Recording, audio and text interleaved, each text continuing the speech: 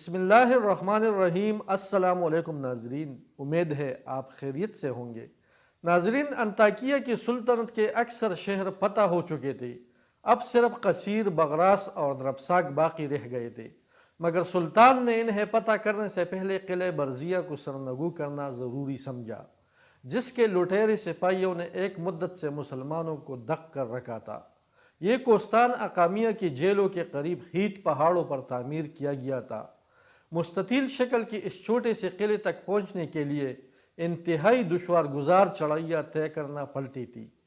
قاضی ابن شداد کے بیان کے مطابق اس پہاڑ کی چوٹی 570 ہاتھ 850 فٹ سے زیادہ بلند تھی۔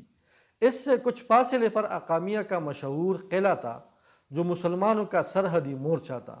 مرحوم شمس الدین ابن مقدم کا بیٹا عزی الدین ابراہیم، جو حسن قامیہ کا قلعہ دار تھا، قلعہ برزیہ پر کڑی نگاہ رکھا کرتا تھا۔ دونوں قلعوں کے درمیان ایک بڑی جھیل تھی، جس میں دریائے آسی کے علاوہ بے شمار پہاڑی چشموں کا پانی آ کر گرتا تھا۔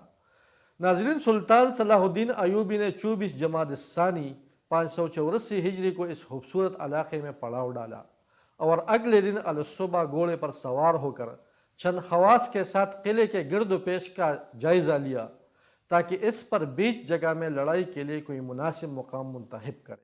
یہ سخت گرمی کے دن تھی، سورج ہر طرف آگ دکھا رہا تھا۔ سلطان نے چاروں طرف گھوم پھر کر دیکھا کہ قلعے کی شمالی اور جنوبی سمت سے حملہ ممکن نہیں ہے، اس لیے کہ دونوں سمتوں سے پہاڑ کی چڑھائی تقریباً عمودی تھی، لہٰذا قلعے تک پہنچنے کا سوال ہی پیدا نہیں ہوتا تھا۔ مشرقی سمت بھی بہت خطرناک تھی، تاہم یہاں سے اکا دکا آدمی اوپر چڑھ سکتے تھے، مگر پوچھ کے حملے کے لیے یہ رخ بھی مناسب نہ تھا۔ آخر سلطان نے مغرب کی جانب کا جائزہ لیا اور انہیں محسوس ہوا کہ حملے کے لیے کوئی مقام موزوں ہے تو یہی ہے۔ اس جانب بہت بلندی پر ایک ہموار سطح کسی میدانی وادی کی طرح پہاڑ کے ساتھ ساتھ چلی جا رہی تھی، اور اس سطح سے قلعہ بہت زیادہ اونچائی پر نہیں رہ گیا تھا۔ گویا امید کی جا سکتی تھی کہ یہاں سے قلعے پر کامیاب حملہ کیا جا سکے، تاہم یہ جگہ بہت محدود تھی، پوچھ کا چنیدہ حصہ ہی یہاں بلایا جا سکتا تھا۔ سلطان نے اسی دن یہاں اپنے لیے ایک چھوٹا سا خیمہ لگوا لیا اور آزمودہ کار سپاہیوں کے چند دستوں کو پڑاؤ سے بلوا کر جنگ کی ترتیب طے کرنے لگی۔ مسلمانوں کا پہلا حملہ منجنیقوں کے ذریعے تھا۔ چند منجنیقیں اس چھوٹی سی ہموار خطے میں نصب کر دی گئی اور قلعے پر سنگباری کا سلسلہ شروع ہوا، تاہم قلعے والوں نے زبردست مزاحمت شروع کر دی۔ ان کے مرد تو مرد، عورتیں بھی لڑائی میں شریک تھی۔ ان کے پاس منجنیقیں بھی تھی، جس سے وہ جوابی پتھروں کی بوچھاڑ کر رہے تھے۔ مسلمانوں کی منجنیقیں نشیب میں ہونے کی وجہ سے صحیح نشانہ نہیں لگا پا رہی تھی، جبکہ فرنگیوں کی منجنیق کامیاب کارروائی کر رہی تھی۔ پھر اس نے براہ راست مسلمانوں کی منجنیقوں کو نشانہ بنانا شروع کر دیا۔ آخر لشکر اسلام کی ایک منجنیق پتھروں کی زد میں آ کر خراب ہو گئی۔ علامہ ابن اسیر رحمۃ اللہ علیہ، جو اس مہم کے دوران سلطانی لشکر میں شامل تھے، جنگ کا نظارہ کرنے کے لیے کچھ دور ایک بلند چوٹی پر چڑھ گئی۔ یہاں سے جان کر وہ قلعہ برزیہ میں ہونے والی سرگرمیاں صاف طور پر دیکھ رہے تھے۔ وہ فرماتے ہیں، میں نے دیکھا ایک عورت قلعہ سے منجنیق چلا رہی تھی۔ اسی عورت نے مسلمانوں کی منجنیق کو تباہ کیا تھا۔ اپنی منجنیقوں کے بیکار ثابت ہونے کے بعد سلطان نے دعویٰ بولنے کا فیصلہ کیا، مگر اہل قلعہ کے پامردی اور قلعے کے تن چڑھائی کو مد نظر رکھتے ہوئے انہوں نے یہ بھی طے کیا کہ حملہ متواتر ہوتا رہے۔ اس کے لیے فوج کو 3 دستوں میں تقسیم کر کے حکم دیا گیا کہ ایک دستہ حملہ کرے، دوسرا تیار حالت میں رہے تو تیسرا آرام کرے۔ جب پہلا دستہ لڑ لڑ کر تھک جائے تو واپس آ کر آرام کرے، دوسرا دستہ اس کی جگہ لے کر لڑنا شروع کر دے، اور تیسرا دستہ جو آرام کر رہا ہو تیار حالت میں چوکنا ہو جائے۔ اس حکمت عملی کے مطابق منگل 27 جمادی الثانی کو دعوے کا آغاز ہوا۔ عماد الدین پہلے دستے کی قیادت کرتے ہوئے قلعے کی طرف لپکا۔ ادھر فرنگی بھی قلعے کے دروازے سے باہر نکلی اور اگلی پسیل پر چڑھ کر مسلمانوں پر تیروں کی بارش کرنے لگی۔ عماد الدین کے سپاہیوں نے اوپر چڑھتے ہوئے ڈالوں کی آڑ لے لی اور تیروں سے بچاتے ہوئے پیش قدمی جاری رکھی، تاہم قلعے کے قریب پہنچ کر انہیں رکنا پڑا، کیونکہ یہ چڑھائی عمودی تھی، اوپر قلعے کی پسیل تھی جس سے پرنگی مسلسل سنگباری اور تیر اندازی کر رہے تھے۔ اس کے ساتھ ساتھ وہ دشوار گزار چڑھائی سے بڑے بڑے دیو ہیکل پتھر لڑکا رہے تھے۔ اگر کوئی ان کے زد میں آتا تو پس کر رہ جاتا، جبکہ پتھر سینکڑوں فٹ نیچے پہاڑ کے دامن تک لڑکتا ہوا چلا جاتا تھا۔ اس دوران ایک عجیب واقعہ پیش آیا۔ سلطان نے توڑے توڑے سپاہی قلعے کی ہر سمت میں تعینات کیے ہوئے تھے، جو پہاڑ کے دامن میں دم ساتھ بیٹھے ہوئے تھے۔ اچانک قلعے کی شمال کی جانب تعینات سپاہیوں میں سے ایک کو کسی ضرورت سے جنوبی سمت کے سپاہیوں کے پاس جانا پڑا۔ وہ پہاڑ کی خطرناک ڈھلوان پر قلعے کے گرد چکر لگاتا ہوا جنوب کی طرف بڑھنے لگا۔ چکر لگاتے ہوئے جب وہ مغرب کی سمت میں سے گزرا، جہاں بلندی پر مسلمان اور عیسائی لڑ رہے تھے، تب ایک عیسائی نے اسے دیکھ لیا اور ایک باری چٹان اس کی جانب لڑکا دی۔ وہ مسلمان سپاہی اس آفت سے بے خبر اپنی دھن میں مگن سیدھا چلا جا رہا تھا۔ چند مجاہدین نے بلندی سے یہ دیکھ لیا کہ چٹان اس کی جانب لڑکتی جا رہی ہے۔ انہوں نے چلا چلا کر اسے خبردار کیا۔ آوازیں سن کر پلٹا تاکہ دیکھے کیا معاملہ ہے، مگر جو ہی اس نے منہ پھیرا اس کا پاؤں پھسل گیا اور وہ لڑکتی ہوئی چٹان کی عین سیدھ میں الٹے منہ گر گیا۔ چٹان اب اس سے چند گز دور رہ گئی تھی اور تیزی سے اس کی طرف لڑکتی آ رہی تھی۔ جو مسلمان یہ ہیبتناک منظر دیکھ رہے تھے، انا للہ و انا الیہ راجعون پڑھنے لگے تھے۔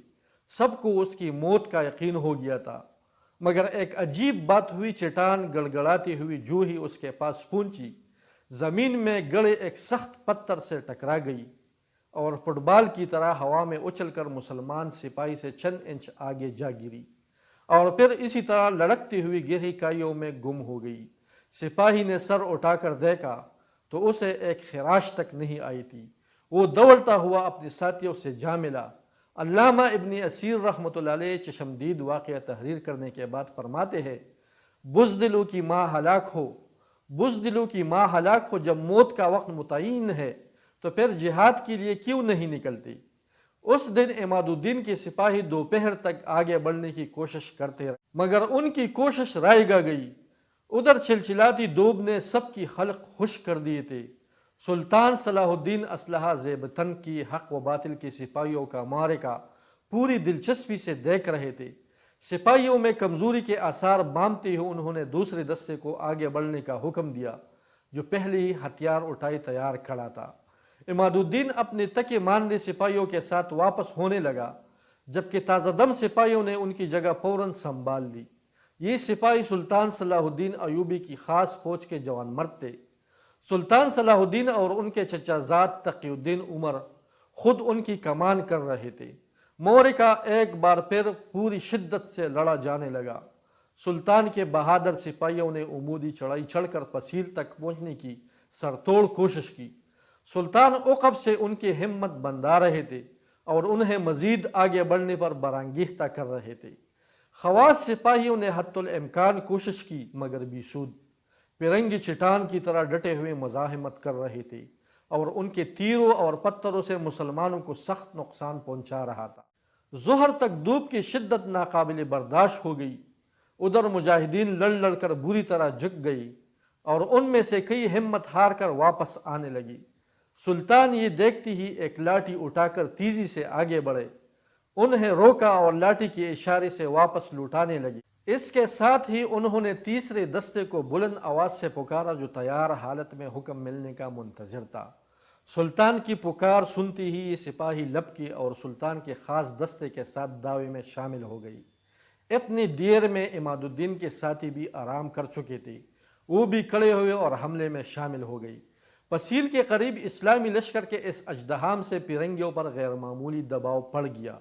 ویسی بھی وہ صبح سے لڑتے لڑتے بری طرح تک چکے تھے اور ان کا باری اسلحہ دھوپ کی شدت کے سبب انہیں مزید ہلکان کیسے دے رہا تھا۔